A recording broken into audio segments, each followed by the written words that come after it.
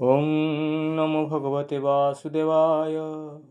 ओं नारायणं नमस्कृत्य नरं चैव नरोत्तमं देवीं सरस्वतीं व्यासं ततो जयमुदीरयेत्। मुखं करोति वाचालं पङ्गुं लङ्घयते गिरिं यत्कृपातमहं वन्दे परमानन्दमाधवम्। प्रथमस्कन्द द्वितीय अध्याय। मुनि का प्रश्न करने सुनी हरसे मने मने गुणी जीवर हिते कृत्य कृत्य हसी कहन्ति मुनि सुत। श्रीसुत उवाच जे सुख एकान्ते गमन करुण देह कले शून्य पुत्रर स्नेह मने धरी व्यास डाकन्ति उच्च करी पितार स्नेह भग्न अर्थे उत्तर देले वृक्ष रूपे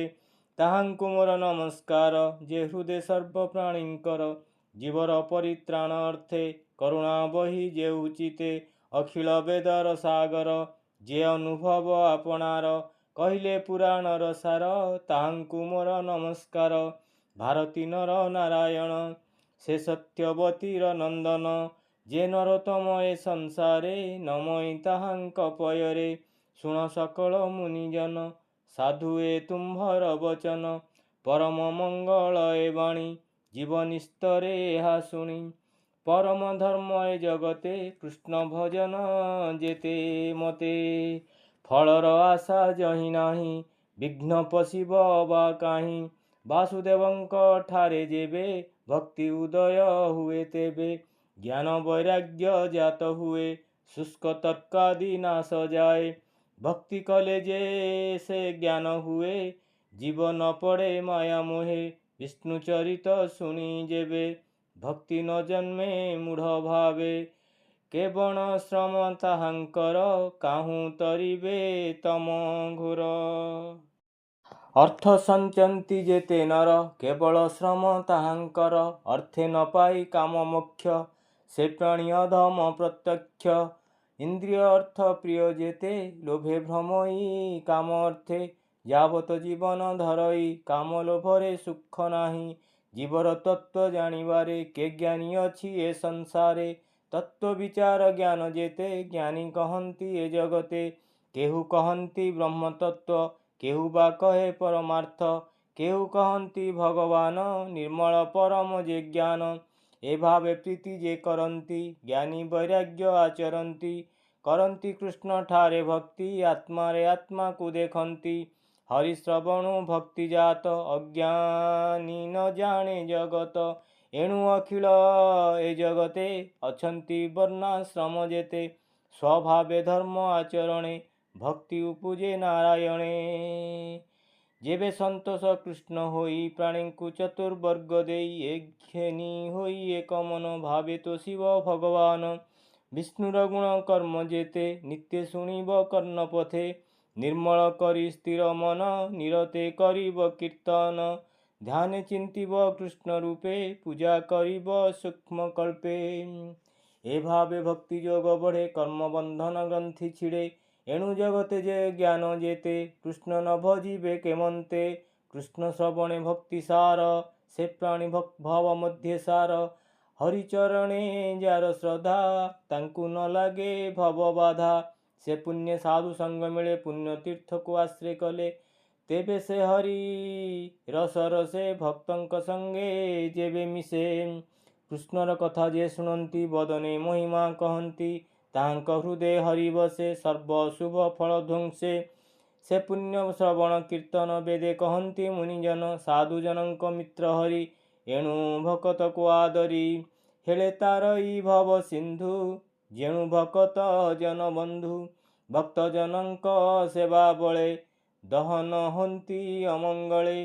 तेबे से गोविंद विषये भक्ति उपजे नर देहे स्वभावे रजतम दुई कामादि जेते रिपुथाई चितु बाहर होई जानती सात्विक गुण आवरंती एते प्रकारे जेबे मन निर्मल होइब प्रसन्न तेबे से भक्ति जोग बळे श्रीकृष्ण भक्त संग मिले निर्मल ज्ञान प्रकाश जन्म मरण आदि काहीं अशेष कर्म ग्रंथि बंध এনে ছিড়ই সর্বদ্বন্দ্ব সর্বসংশয় তুলে কর্ম ছাড়ই বিষ্ণু মায়া ভ্রম আত্মারে আত্মা সে দেখন্তি জন্ম মরণে নাহি ভ্রান্তি এণু পণ্ডিত জন যেতে আনন্দে ভক্তি যোগ মতে হরি বিষয়ে দৃঢ়চিতে নিত্য ভজন্তি আত্মামতে বিষ্ণুর মায়ারু সম্ভূত আদি প্রকৃতি জনমত সে সত্বরজ তম গুণ সৃষ্টি পালন সংহারণ অনাদি পরম পুরুষ এ তিনি গুণে যে প্রবেশ সৃষ্টি উদয়ে ব্রহ্মা হই পালনে বিষ্ণু সে বলাই সংহার কালে রুদ্র রূপে সুখে বিহরে মোহকল্পে সে শুভ সত্য বিষ্ণু দেহে জন্তুঙ্ক শ্রেয় গুণ বহে কাষ্ঠ সংযোগে ধূমজাত ধূমরু অনল সম্ভূত তৃতীয় ভাগ এ প্রমাণ তামস রজ সত্ত্বগুণ এভাবে ব্রহ্মা পরিমাণি ভবসাগরু তরে পাণি ନିର୍ମଳ ଚେତା ମୁନି ଯେତେ ବିଚାର କରି ଆତ୍ମହିତେ କୃଷ୍ଣଙ୍କୁ ସତ୍ତ୍ୱ ଗୁଣେ ଜାଣି ଭଜିଲେ ମୁଖ୍ୟ ପରିମାଣି ତାମସ ରଜ ଗୁଣ ଯେତେ যে উতপতি এ জগতে স্বভাবে ঘোর ভয়ঙ্কর এণে ন ভজে মন যার অহিংসা শান্তি গুণে থান্তি হরিচরণ নিত্য চিন্তি ধন সম্পদে যার ইচ্ছা সে করে ভূত প্রেত দীক্ষা সংসারে বেদ কর্ম যেতে তপসাধনে ক্রিয়ামতে পরম তত্ত্ব জ্ঞান আদি কঠোর যেতে কর্ম সাধি এ সর্বগতি নারায়ণ এবে হো শুণ মুনিগণ এমন্ত সূক্ষ্ম রূপ ধরে মায়ারে সংসারে বিহরে স্বভাবে নির্গুণ মুরারি খেলই ত্রিগুণ আবুরি সকল জীব মধ্যে থাই অজ্ঞান জীব ন জানই অশেষ মহিমা যে ধরে কিবা উপমা দেবা তারে সকল ভূতে হরি বসে ক্ষেত্রজ্ঞ রূপে প্রকাশে অগ্নি যে শনে কাষ্ঠে থাই